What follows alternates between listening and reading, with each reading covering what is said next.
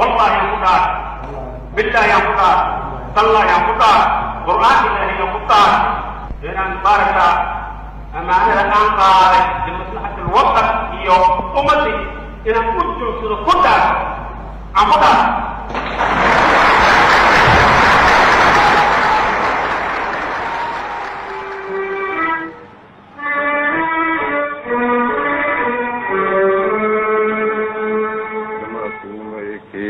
Kumaike gulhaldali gulhaldali gulhaldali gulhaldali gulhaldali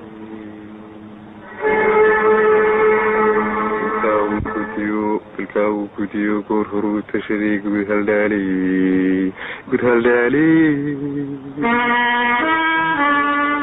gulhaldali gulhaldali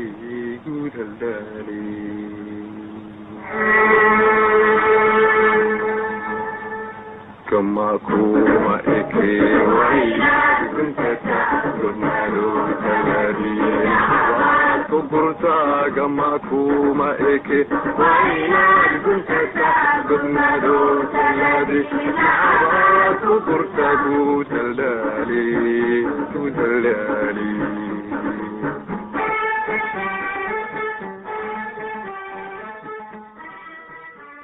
mudane aadan cabdulle cismaan dacar wuxuu ahaa madaxweynihii ugu horreeyey jamhuuriyadda soomaaliya markay xornimada qaadatay sannadkii 1960kii aadan cabdulle cismaan wuxuu ku dhashay tuulada jawiil oo ka tirsan gobolka hiiraan sannadku markuu ahaa 1908 mudane aadan cabdulle cismaan allah u naxariistee wuxuu ahaa madi oo carruur kale lama aysan dhalinin aabbihiina wuxuu ka tirsanaa daraawiishtii sayid maxamed cabdulle xasan ilaa sannadkii 1920kii inuu ku dhashay maxaan ku iraahdaa maartay magaalo yar oo u dhow maartay maxaan ku iraahdaa maartay jawiil la yiraahdo oo u dhow beledweyne u dhow inuu ku dhashay aabbihiis hooyadiis inay kala tageen asigoo yar kadibna maartay ay u soo guureen baydhabo aabbihiis macallin ka noqday uu baydhabo maartay uu joogay kadibna uu shaqo bilaabay oo ciidankii Talyaaniga xer ay leeyihiin oo ku yaalay bay iyo maxaan ku yiraahdaa meesha la yiraahdo Shabeellaha hoos inuu shaqo ka bilaabay marka odaga aabihii wuxuu ahaa wuxuu ka qayb galay dagaaladii sayidka maxamed cabdulle xasan daraawiishti awowha wuxuu aaday dagaalkii ka socday waqooyi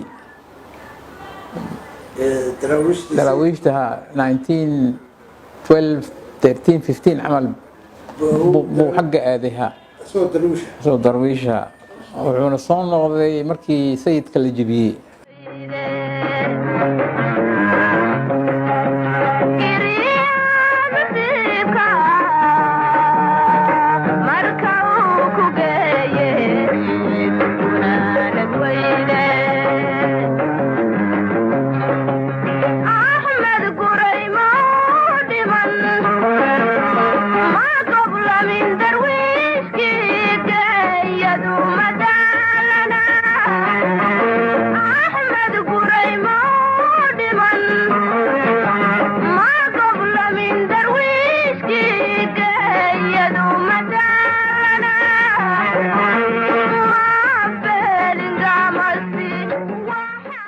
odaga madi buu ahaa aabbihii keligii buu dhalay hooyadii iyo odaga awowgay waxay isfureenba odaga markuu dhashayba islaantii buu furay kadibna wax badan ma nooleen ba ayeeyday waxaan u malaynayaa isagoo 3 sano 2 sano jira inay dhimatay isaga xasuustiisii wuxuu yiraahdaa ilaa aan ka soo gaaray 6 sano waxaan ku soo baraarugay ayeeyday oo anoo ayeeyday la joogo hooyadii aabihii dhashay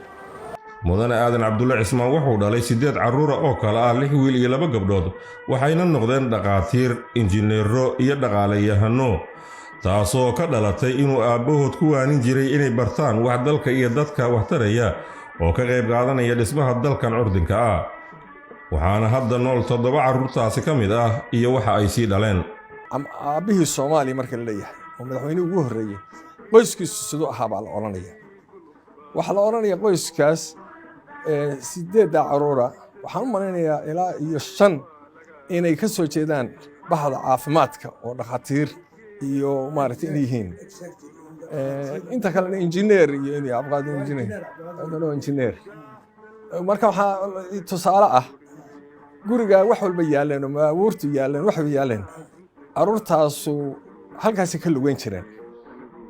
mudane aadan cabdulle cismaan wuxuu ahaa nin dadaal badan oo aad u jeclaa waxbarashada iyo inuu noloshiisa maareeyo wuxuuna wax ku bartay magaalada muqdisho isagoo bartay kalkaaliyanimada caafimaadka maamulka iyo dowlad wanaagga odaga baydhabo ka bilaabay inuu markaa isagoo 12 jir 12 sano jiro inuu keligiis isdabiro odaga wuxuu ahaa nin aanan helin nasiib oo aabba iyo hooyo korsada ma uusan helin odaga aabihiis wax ma haysan marka odaga asagaa shaqaysan jiray talyaaniga iskarimaroodi buu ahaa mudane aadan cabdulle cismaan madaxweynihii ugu horreeyay Soomaaliya wuxuu sanadkii 1929 shaqo ka helay maamulkii Talyaaniga oo muddo badan uu u shaqaynayay sanadkii 1944 ayuu magaalada Muqdisho u yimid si uu ugu biiro xisbigii gobonnimadoonka ee SYL wuxuuna noqday lambarka 10aad ee xisbigaasi waxaana isku mar la diiwaan geliyay isaga iyo Allah u naxariiste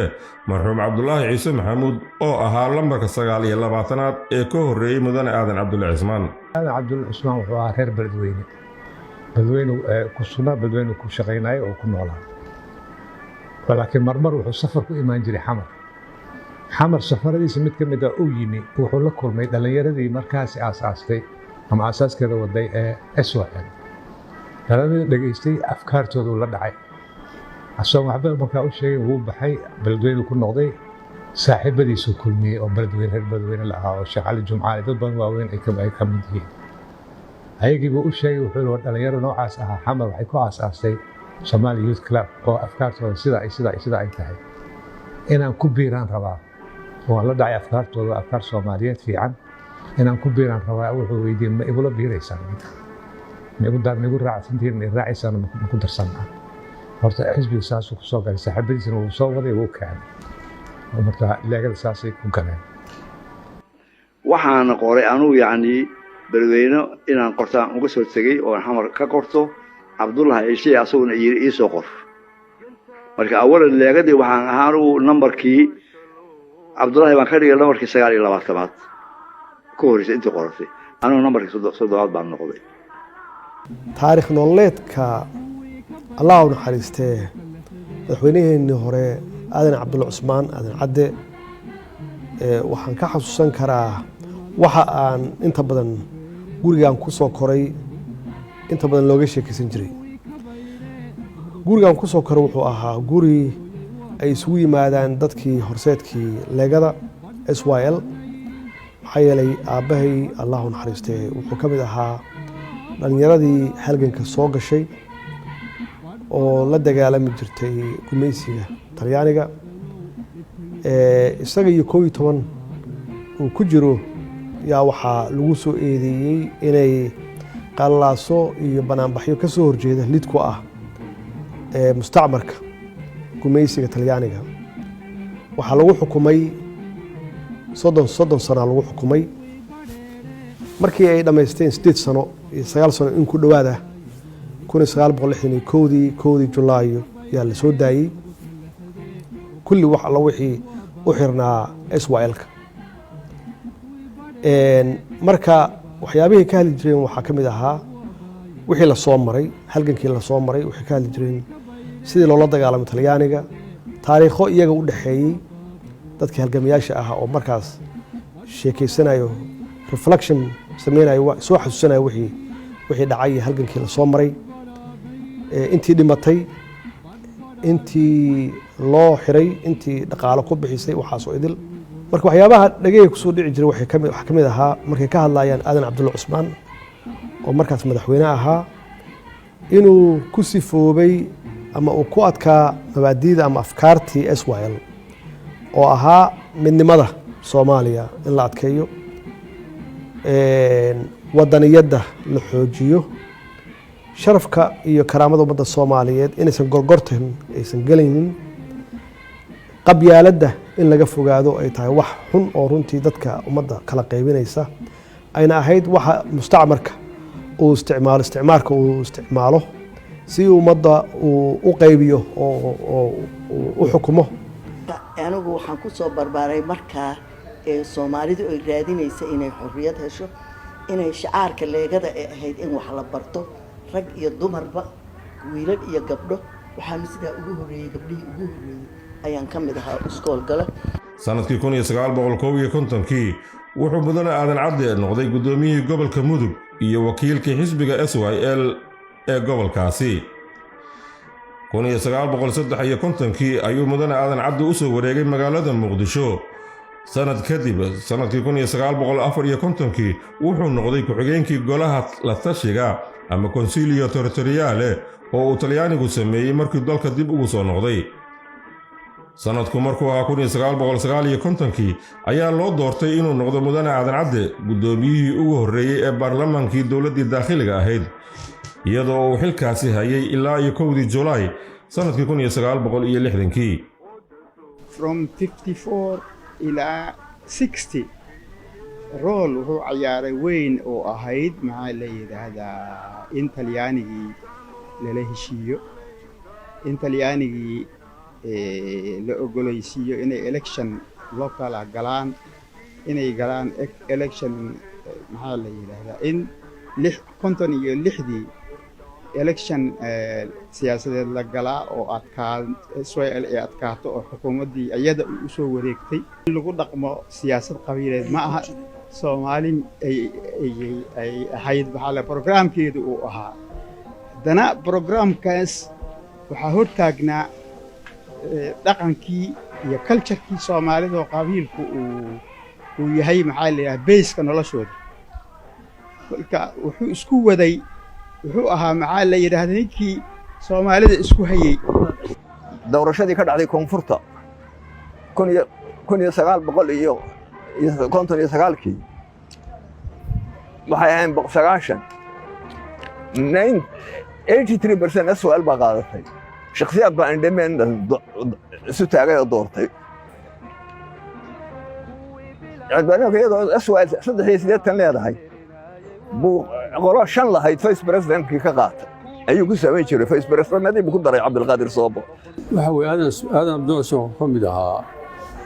odayaashii SYL xorriyadda dalka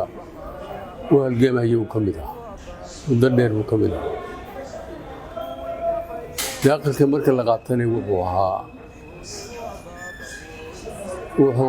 ninkii loo doortay gudoomiyihii baarlamaankii daaqilka SYL oo u taagneyd in Soomaaliya la isku raadiyo lagana fogaado qabyaaladda dadkana wax la baro waxay muddo yar gudahood ku guuleysatay qalbiyada dadka Soomaaliyeed. sanadkii 1948 ayaa waxaa xaaladda koonfurta Soomaaliya ka wada hadlay 4 dowladood oo ku guuleystay dagaalkii labaad ee dunida kuwaasi oo kala ahaa Mareykanka, Midowgii Soviyeeti, Ingiriiska iyo Faransiiska waxaana la go'aamiyay in muddo 10 sano ah amaan ahaan loogu dhiibo koonfurta Soomaaliya dalka Talyaaniga. arrinkaasina waxaa ka gilgishay ururkii SYL iyo taageerayaashiisa waxaana dhacay dibadbaxyo iyo kacdoonno dadweyne. mudane aadan cabdulle cismaan waxa uu ka mid ahaa horseedkii leegada ee diyaariyey in qaab xisbi siyaasadeed sharciyeysan Talyaaniga xukunka ay kala wareegaan. ma wadaweyrigan markuu inagu gaanshay amlaygiyo bilaawa markaanuu dakala boodnay ayaantii hanoolaatadii kulub ku argoostay nin ilaahay caasiyey ragii gawrac ku idleeyey albaabada kuwii ugu galay daallinka eryaayey ayuutay markuu yidhi raggii ka ismici waayey afka labadii yeedhyadii markuu awlaxyada muujay maarxamine nimankii ka taray gogobkii asayle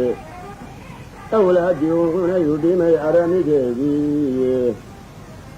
arbayaal dagaalku arrinsaday looma unsadoe meeshay abbaaraan le'id xiilla ku abaadiye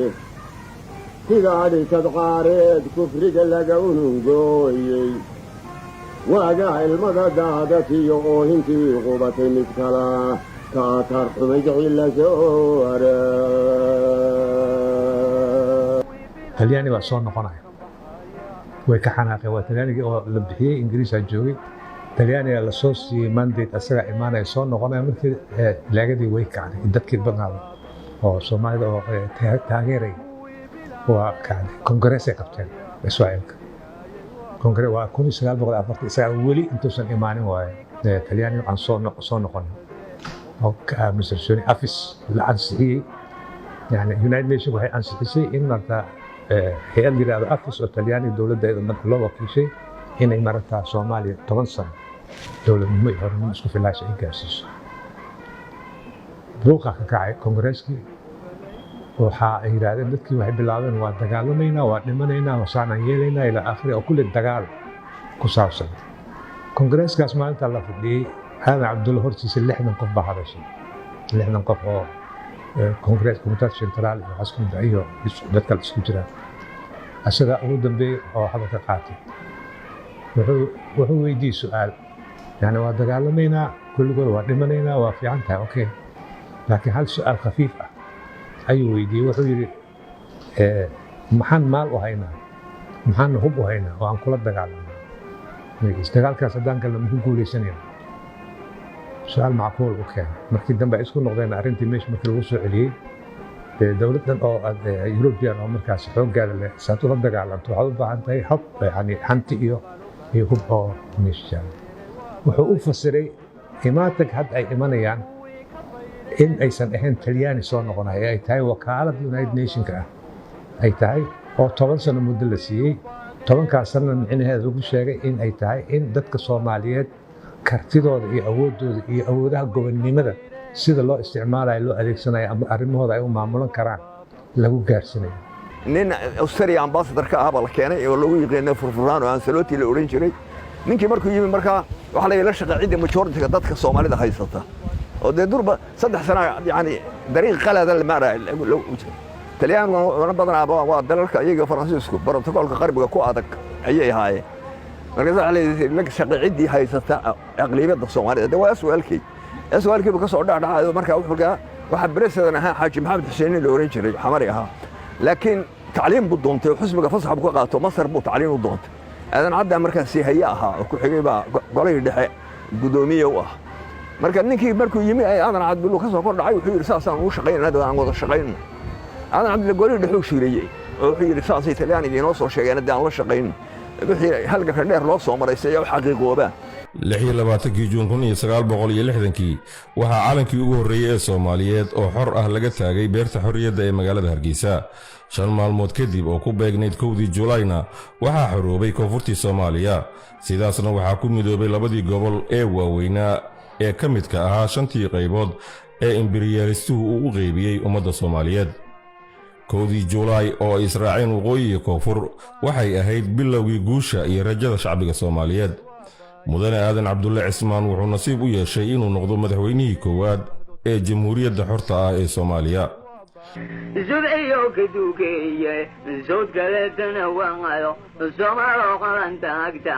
ساكينوغو الرئيسو انسي ليلتهين ايو ان قلانا سخينين زدح ويقي يوم هرمو هدن زرغني وانغايو زبر الله ما يغابو زري ميزا نفضيدو ساحركي قلقوري زري يوم نسقامو انسي دو جنهي ايقو كان زيب كان زاري horta marka hore inaynu dib u noqonnaa muhiim aho dalka uu hogaamiya ka noqday ee uu madaxweynihii koowaad ka noqday xaaladiisu sidee wuxuu ahaa dal qaybsan gumaystayaal kala duwan kala haystaan dadku kala system duwan yihiin dadku aanay isbaranin oo qofka Muqdisho jooga iyo qofka Kismaayo jooga iyo qofka Hargeysa jooga aanay isdhexgelin ayuu madaxweyne ka noqday oo looga tagay wuxuu ka tagay dalaan dhaqaale lahayn ayuu madaxweyne ka noqday dalaan system dejisan dalaan dastuur lahayn wuxuu horta halku ka bilaabay baba ahayd waxaan afka qalaad lagu from scratch halka ugu hooseysa waxa kale oo cajiib ah dadku inay ogeeyeen Soomaalidu inay bariga aad u yaray madaxweyne aadan cabdulle intii uu hayay madaxtinimada dalka waxa uu dhisay ciidamada qalabka sida gaar ahaan ciidamada cirka badda asluubta iyo sirdoonka sidoo kale wuxuu dib u tayeeyay ciidamadii hore ee booliska iyo xoogga dalka waxaanu ka tegey 67 dal dastuur leh ciidan leh police leh calan leh dadkiisu midaysan yahay isbartay institutionski iyo hay'adihii dawliga ah oo dhisan yihiin Somali Armed Force uu kobcay oo dagaal ku guuleystay oo 64 oo dalka la qabsan lahaa oo ka guuleystay horta dalka uu madaxweynaha aadan ka noqday waa dalka taariikhda uu ka tagayna waa Afrika u tahay inaga oo kaliya maaha Afrika u tahay taariikhda haba waxaan xasuustaa waqtigaas inaan dadku wax qabyaalada iyo wax kala sooca aynu jirin magaalo walbaba cidda ku nool inay magaaladaas ku magacowneed magaalo la kala leeyahayna ma jirin waxaan ugu wacanaa xukunka markaas jiray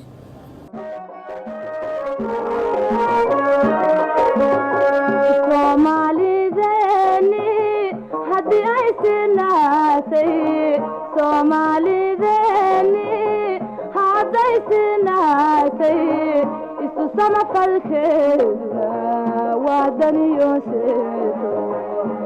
samafalkeeduna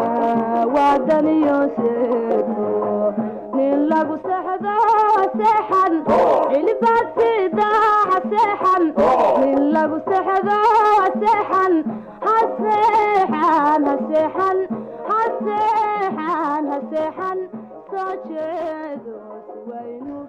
dastuurkii sanadkii 1961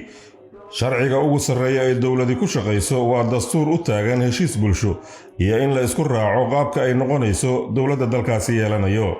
haddaba sanad kadib markii uu madaxweynaha Soomaaliya noqday mudane aadan cabdulle cismaan aadan cadde wuxuu muddo yar gudaheed ku diyaariyay dastuurkii koowaad ee Soomaaliya ay yeelato dastuurkaasi waxaa 1961 loo qaaday laguna ansixiyay afti dadweyne 60kii markii la gaarayna oo labada gobol ay midoobeenna madaxweynihii ku meel gaarka ahaa baa loo doortay ilaa 61kii baa dastuurka la ansixiyey markii dastuurka la ansixiyayna doorashu galay isaga shaqal jimcaha tartamay asaga ku guuleysay doorashadii ilaa 67 madaxweynihii qaranka ah xilligaasi uu mudane aadan cabdulle cismaan ahaa madaxweynaha Soomaaliya waxay martigelisay qaxooti badan oo siyaasadeed oo ka soo kala haajiray dalalka Kenya iyo Itoobiya 1963 markii Kenya ay xornimada ka qaadatay boqortooyada Ingiriiska madaxweyne aadan cabdulle waxa uu siiyay ikhtiyaar kukuuyadii ka tirsaneed dhaqdhaqaaqii maamulka ee ku noolay Soomaaliya mar haddii dalkooda uu xoroobay inay kala doortaan in haddii ay rabaan ay dalkooda ku laaban karaan iyo in ay Soomaaliya ku noolaadaan iyagoo haysta deganaansho rasmi ah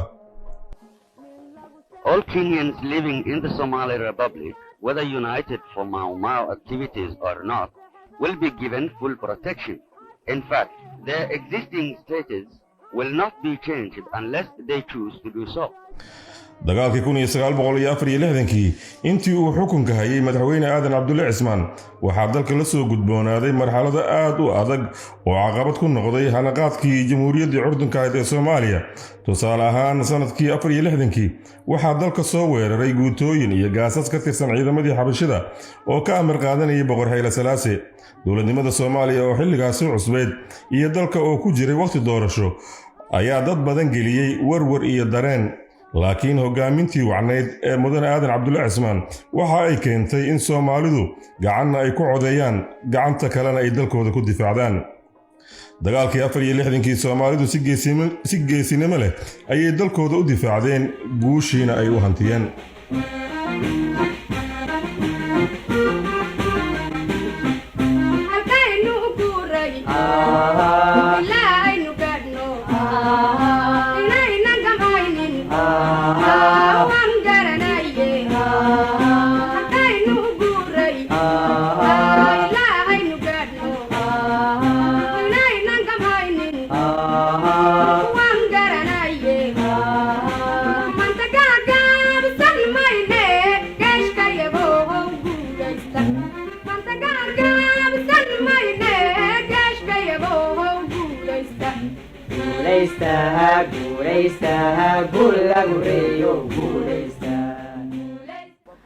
madaxweyne la jecel yahay oo dadku iskugu mid yahay oo taariikh kule dalka ayuu ahaa aadan cabdulle cismaan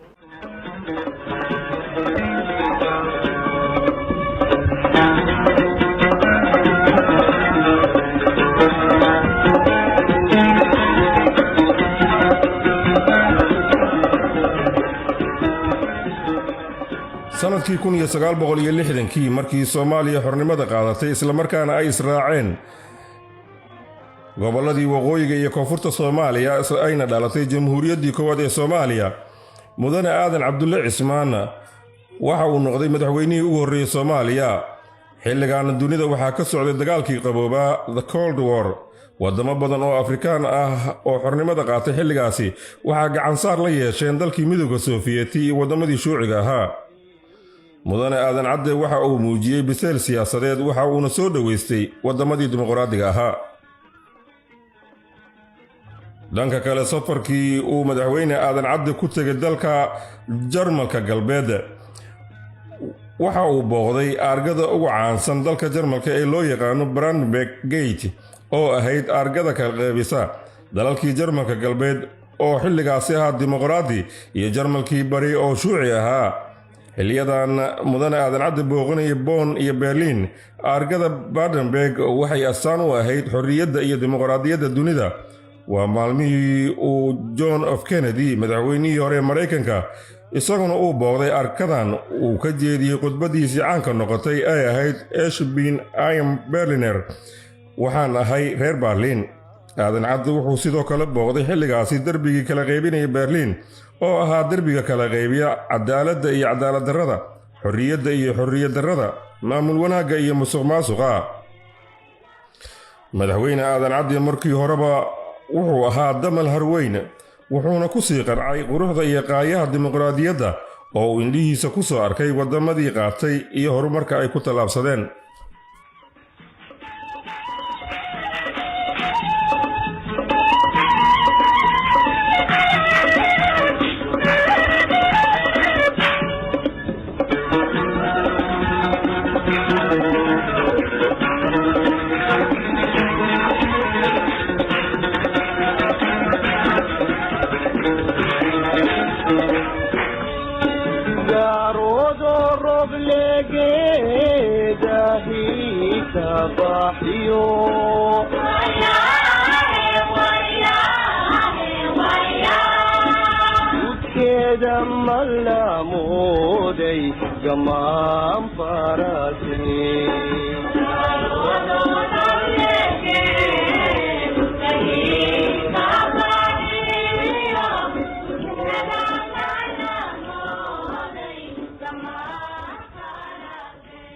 madaxweyne aadan cabdulle cismaan allah u naxariistee waxa uu dalka Jarmalka la soo saxiixday heshiisyo waaweyn sida dhismaha booliska Soomaaliyeed waxbarashada iyo kobcinta kaabayaasha dhaqaalaha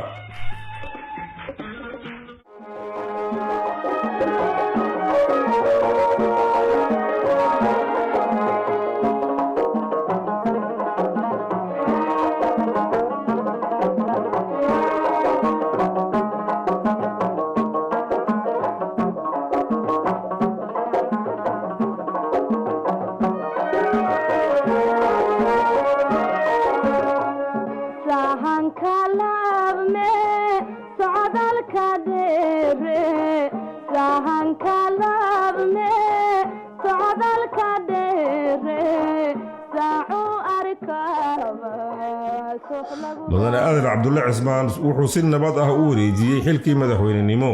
wuxuuna noqday madaxweynihii ugu horreeyay Afrikaana ee doorasho ku yimaada xukunka doorashana uga dega markii laga helay tartanka waana sababta aan ciwaanka filimkeenna documentary-ga ah uu magac darnay aabbaha dimuqraadiyadda Afrika the father of African democracy arrintan ayaa caddaynaysa oo tusaale fiican u noqotay in dowlad curdin ah ay ku tallaabsato wadada dimuqraadiyadda taasoo dadka Soomaaliyeed ay aad ugu riyaaqeen hanaanka wacan ee dowladnimo ee ka hirgalay geygeena Soomaaliyeed taasoo caruur iyo ciroolaba ku abuurtay inay kalgacayl ay u qaadaan madaxweyne allah u naxariiste aadan cabdulle cismaan aadan cadde. waxaanu marmar imaan jirnay meesha hadda madaxtooyada ah.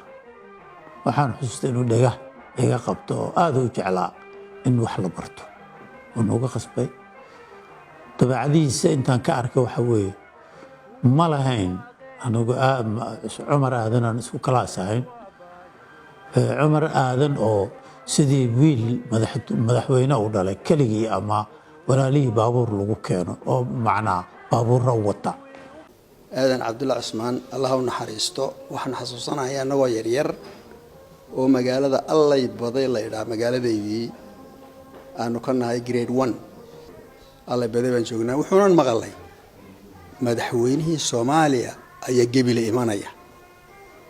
eegada Gabiley annagu inay naga fogtahay intii noo jirta ma garanayno. caruur yaryar baan nahay wadadu ma qabsanay Gabiley halkee la maraa halkaa wanaga jagacnidhi anagoo wada kabaloo yaryar waa soconay dhexda markaa joogno ayaa wala yar kale waaweyn yahay kuwa yaryar waa kici kari weyn. markaa nin odayo cagaf wati oo meel ku soo Gabiley ku socdin baa waryaar maxaa meesha degan waxa Gabiley baan tageynaa maxaa ka doonaysaan aadan cabdulle cismaan baa imanaya la yidhi yaa markaasuu na soo qaaday Gabiley agagaarkeeduna keenay halkaas aanu ka baxayaa boota Gabiley anagoo daalan ayaan meesha nidhi waxaan nidhi madaxweynihii baan doonaynaa baan nidhi I think 35 meelaan halkaa beer yaroo meel waliba beerta xorriyadda leedahay ayaa la noogu tilmaamay in qado loogu sameynayo jagac baan meesha ku nidhi yaa de waxaan moodaynaa inaan arki karno moogta markaasaa xayndaab baa ku wareegsan madaxweynaha de lama soo geli karo waa lana soo celiyey sheekada intaasaan horta ka xasuusanay si aan u noqonnay iyo habkii markii dambe habqanka yagii ma xasuusni inaan soo noqonay ma garanaya laakiin caatifada markaa taallay waxay mid aad u weyn caruur yaryar oo la yidhi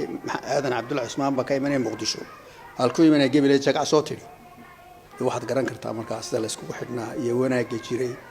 iyo dadku siduu waddanka xiisahu u qabay ayuun bay runtii tilmaamaysaa. Professor maxamuud macalin cali tuur yare ninka loo yaqaano oo la wada yaqaano jaamacaddii ummadda kulliyadda sharciga madax ka ahaan jiray waxa uu iga warramay in ninkaasi dhaqanka uu lahaa la yaab kale ay ka mid ahayd isagoo madaxweyne ah in carruurtiisu markay iskuulka aadayaan uusan u ogolaan jirin gaari gaara in lagu qaado oo uu dhihi jira waa inay raacaan bulshada waa inay baska ay dadweynuhu raacayaan ay raacaan waa inay sida ay bulshada ayaga lamidka ah iyo ardayda lamidka ah sida ay u nool yihiin inay u noolaadaan. waxaa kaloo igu daray in uu yidhi markii waddanka burburka uu dareemo inuu burburayo inuu ku yidhi waxaad ku soo barateen canshuurtii qaranka Soomaaliyeed ayaad wax ku soo barateen waddanka ma bixi kartaan waa in aqoontiina aad dadka wax ku tartaan. mudane aadan cabdulle cismaan markuu xilka ka degay wuxuu ku sii nagaaday dalkiisa hooyo ee Soomaaliya isagoona nin Talyaani ah ka iibsaday beer ku taalay Mushani oo u dhow deegaanka Jannaale oo ka tirsan gobolka Shabeellada Hoose taasi oo u ahayd deegaankiisa rasmiga ah oo uu ku dhoolaa intii cimrigiisa ka dhimanayd. dad badan ayay cajab gelisay sida uu dalkiisa iyo dadkiisa u jecel yahay isagoona mararka qaar lagu arki jiray goobaha ay bulshadu isugu timaado ama ay ka adeegtaan isagoon wax ciidan ay la soconin una muujinaya dadka qadarin iyo garab raaricin isla markaasna aysan ka muuqanin ama uun u muujin jirin bulshadiisa isla weyni. waxyaalaha markaa la yaabka lahaa oo kaleeto aniga personally anoo aad u yar Sanema Central aanu nimi markaanu filimkiisa nirigala baa waxa naga hor yimay madaxweynihii aadan cabdulle cismaan allah u naxariistay oo sii baxaya waa daba galay marka keligiis laba nin baa marka hareeraha meel fog kala socdo aanu qaadanayna yihiin booliis ilaala ah waa keligiis cimaamad yar baa u saaranay macawis marka ilaa tiyaatarkan daba galay markuu tiyaatarka halka aan garanay madaxtooyadu u sii socdo baa halka dib u soo noqonay. allah u naxariistay madaxweyne aadan cabdulle cismaan waxa uu ku geeriyooday magaalada Nairobi ee dalka Kenya taariikhdu markay ahayd 8 Juun sanadkii 2007. marka hadde anigu waa shaqeeyay intiis warsiga waa shaqeeyay ilaahay baa iga sareeyay laakiin wax eemo gooni aan lahayn oo aan ahayn yani Soomaali inay isku mid noqoto ku dadaal oo kontribuire waxaan ahayn ma jirin haddaba maxaa laga baran karaa madaxweynihii ugu horreeyay dalkeena Soomaaliya Aadan Cabdulle Cismaan madaxda ugu sarreysay dalka ee hadda xilka haysa maxay ka aaminsan yihiin mudane Aadan Cabdulle Cismaan oo hortood xilkaas soo qabtay sidii Aadan Cabdulle Cismaan Ilaahay ha u naxariisto oo xafidayana oo lahaa rajul dawli buu ahaa inaynu dad dawliya noqono waxaan xusuustay Aadan Cabdulle iska lugeynayo meesha hadda la yiraahdo dowladda gobolka shanaamo ku agtaalo shanaama waxaa la dhihi jiray shanaama kafee national shanaama xamar keligiis isagoo iska socda ayuu meesha isaga iyo prime ministerka waxaa kulli si caadi ah ayay u socon jireen marka allah u naxariisto tusaale waxa weeye Soomaalidoodii inay tusaale ka qaadato baahan mabaadi'diisu waxay ahayd in dimuqraasi lagu dhaqmo oo yani wax walba cadaalad iyo dimuqraasi in lagu dhaqmo oo weliba minoritiska la taxgeliyo aadan wuxuu ka mid ahaa kuwa mudan in lagu daydo maartay ayuu ka mid ahaa oo wax badan nolosha iyo siyaasadda iyo dimuqraasiyadda iyo wada noolaanshaha iyo wax isu quuridda iyo wadan jaceelka iyo laga baran karay iyo ahaa marka waxaan dhihi karaa waa haliyey in la xuso lagu daydo la fahmo dabeecadiisa iyo siduu usoo dhaqday iyo wuxuu galay wuxuu gudabay in maanta lagu daran qabaa manaahijta iskoolka madaxweynihii hore marka laga hadlayo runtii waxaan dhihi karaa wuxuu u baahan yahay buugaag in laga qoro wax badan dadkii la soo joogay oo dad badan weli ka nool yihiin ayaa u baahan in laga qabto dhaxal ku saabsan noloshii Aadan Cabdulle Cismaan marka laga hadlayo madaxweyne Aadan Cabdulle Cismaan maxay ka baran karaan madaxda maanta iyo madaxda berrito runtii waxaan isleeyahay wax badan baa laga baran karaa oo weliba ay u baahan yihiin jaamacadaha weliba kulliyadaha siyaasaddu inay daraaseeyaan hogaamintiisii habdhaqankiisii iyo habnololeedkiisiiba hogaamintiisii waxaa ka mid ahaa dad iskuwadka dulqaadka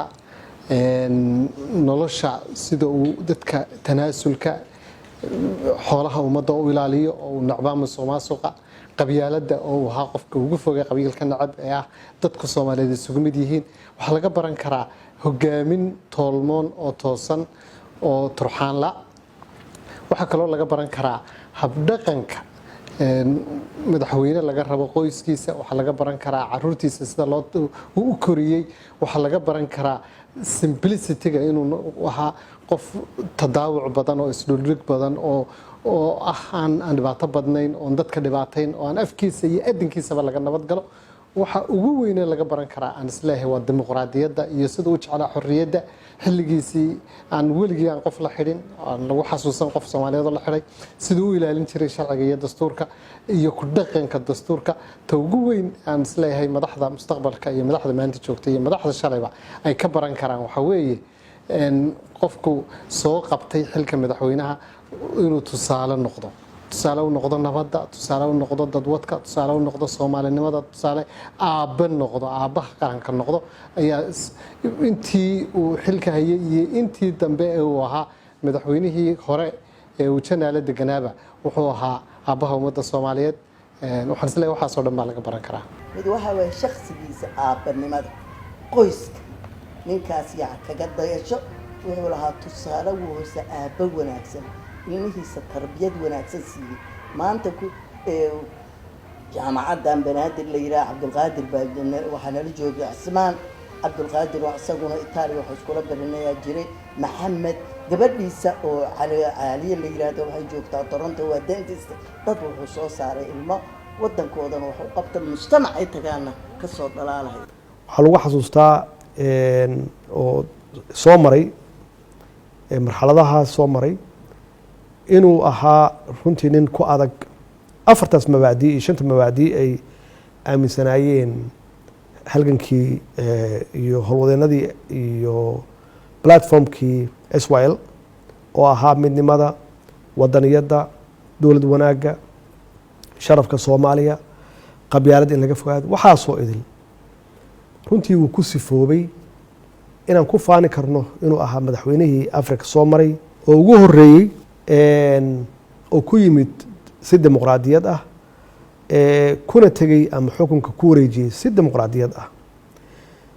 waana wax loo baahan yahay hadda naftigeeda inaan ka baranno oo aan uga dayanno iyo mabaadi'dii SYL-ka naftigooda ay haysteen oo ahayd haddaan u baahannahay midnimo Soomaaliyeed, haddaan u baahannahay oo baahi weyn u qabnaa, haddaan u baahannahay wadaniyad bacdamaa muddo dheer ummadda Soomaaliyeed qabiil iyo qabyaalad loo qaybiyey in laga fogaado oo wadaniyadda la xoojiyo. haddaa la rabaa in aan dowlad wanaag ka shaqeyno oo musuqmaasuqa dowlad waa ku duntaaye waana soo aragnay khibraddeedana waa leenahay aan ka fogaano iyo sharafka Soomaaliyeed inaan aanan gorgortan laga gelin iyo karaamada ummadda Soomaaliyeed gorgortan aan laga gelin. runtii wuxuu ahaa tusaale aadan cabdulla cusmaan tusaalu ahaa dadkana inaan xasuusino oo maskaxdooda runtii aysan ka bixin. haddii la arko madaxweynahaas mas-uulkiisana macnaheedu waxay tahay halgankii lasoo maray SYL lasoo martay inaan xasuusnaano, dimuqraadiyaddana inaan xoojinno oo aan adkeenno inaan xasuusnaano. marka runtii waa tusaale wax laga baran karo. allah u naxariisto madaxweynaheena hore aadan cabdulla cusmaan, jannadiisii iyo naxariistiisina allah ha siiyo. qabiilka dhaafno dheregna aynu gaarno, inaan qabiilka dhaafno dheregna aynu gaarno, cudurka aan dhammayno